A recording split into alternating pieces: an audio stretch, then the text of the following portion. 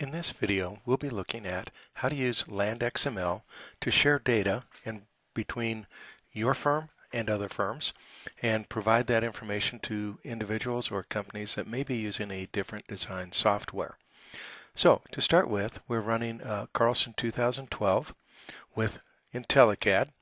So we'll go ahead and open up a new project here that I have ready. So we're in a drawing called LandXML.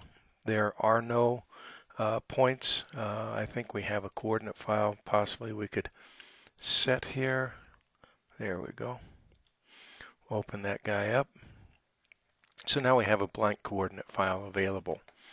So what we'll do, verify that it's empty. We'll list the points, have it show us all the points, and we have no points. So let's look at some LandXML files. The first file that we're going to bring in, we'll go to File, LandXML, RoadXML, and Import LandXML. The files I'm using today, I actually got from the landxml.org website. They have a wide variety of sample files. So we'll browse out here. We'll come back to the Eagle Point option. Wanted to start by bringing in a Civil 3D. This is actually a 2008 LandXML file from Civil 3D. So we'll open this guy up and click Open here. And it's reading in the file, and this particular file has only points in it. So we're in imperial units. We're going to automatically name any target areas. So things like the coordinate file, things like centerline files, surfaces would be named based on what they're named here. We'll go ahead and click Import. And it's noting that the original file was done in international feet, our drawings in US survey feet.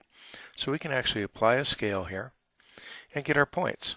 So now if we go to Points, List Points, and again list all the points, you can see we have a variety of points in our drawing, or at least in our coordinate file.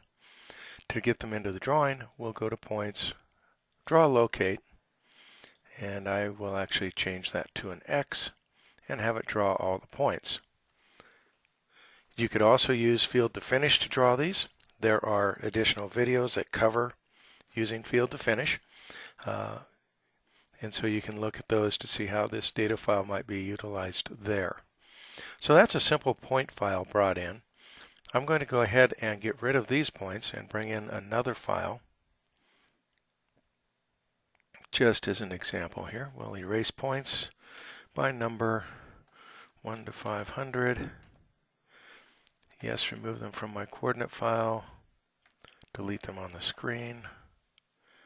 And we now again have no points in our coordinate file.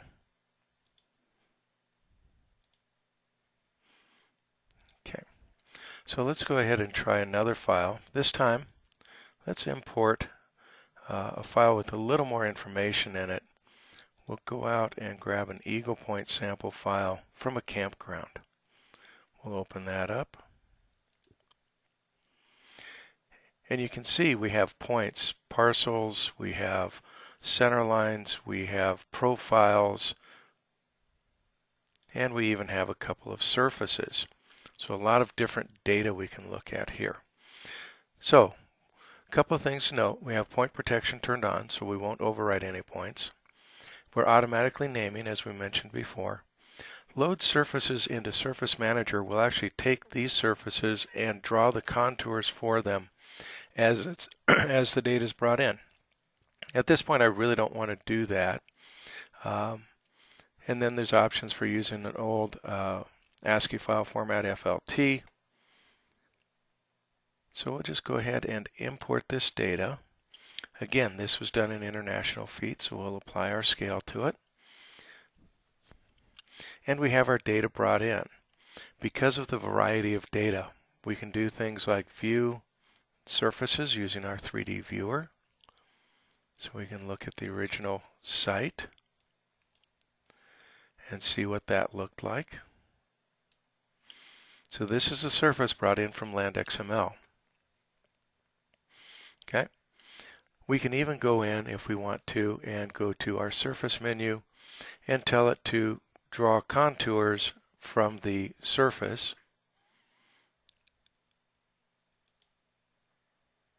Take our tin file, set up our contour intervals, click OK. We'll just do the original ground here. And so it's drawing our contours, and now we can zoom extents and see all of our contours. We can also bring in our points because there are a whole series of points that were brought in, 1125. So again, we can go to points, draw locate points, and draw all of those points in.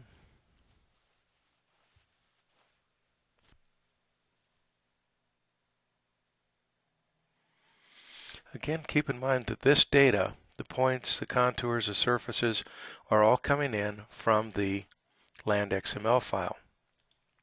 We can even draw center lines. There were a number of center lines that were being brought in. We get previews of what they look like, so we can open that. You can see it was drawn here. We can actually turn off or freeze a couple of layers here. Let's get rid of the intermediate contours. Makes it a little easier to see our center line. And let's draw a couple more center lines here. Let's draw that one. And we'll draw another one.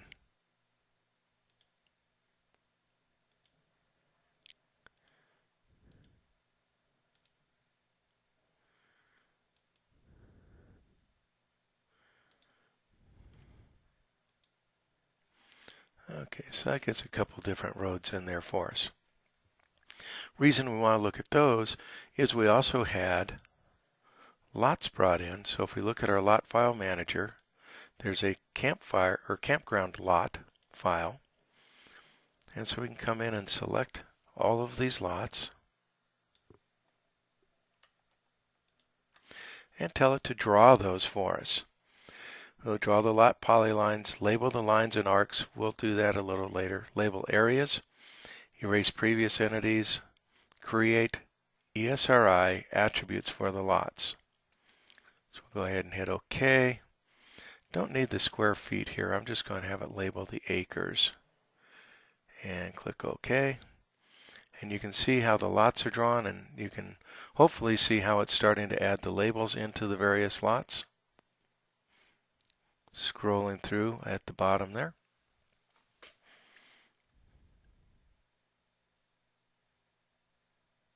There are a total of 144 campground lots on this particular site. To give you an idea of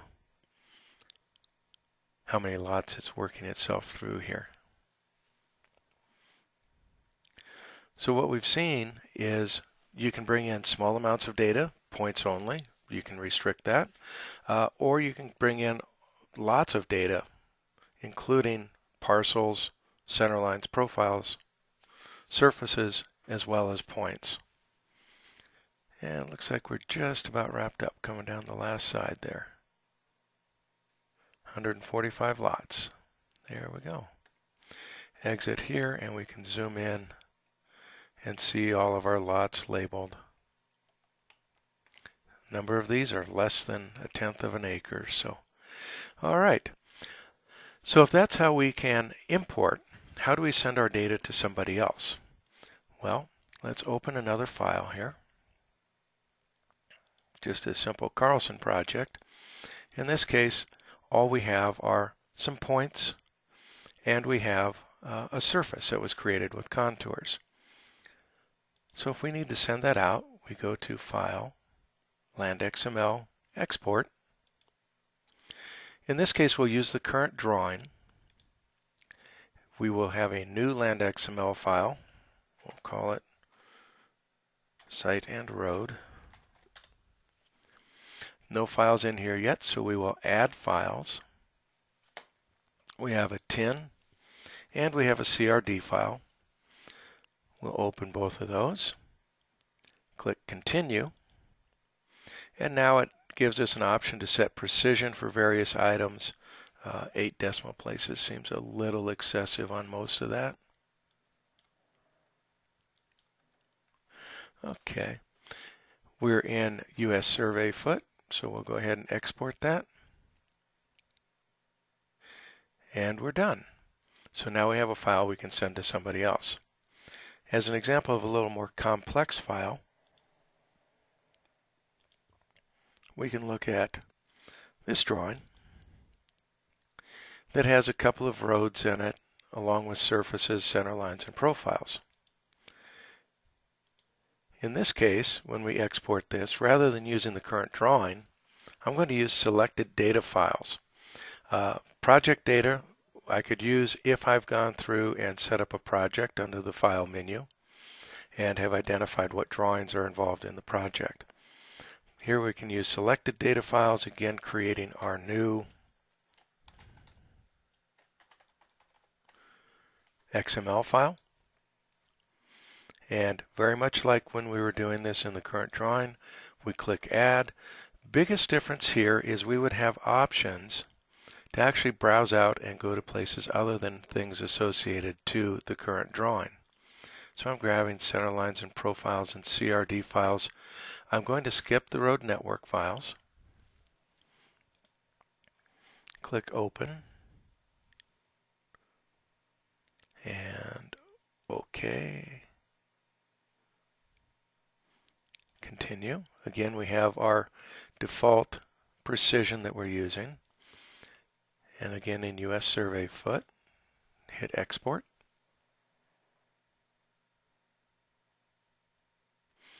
And with more files, you can see at the bottom where it's running through the various iterations to export each one of those file types and counting down until it gets them all exported, and then we're complete. Those files have been written out to our project directories. So if we go to File, just to locate them and import, you can see in our Main Street folder we have our Main Street XML.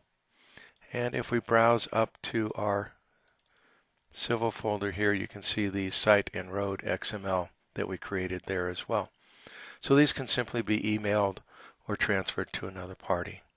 If you have any questions regarding importing and exporting LandXML files, sharing data with others, feel free to contact Carlson Software. Thank you.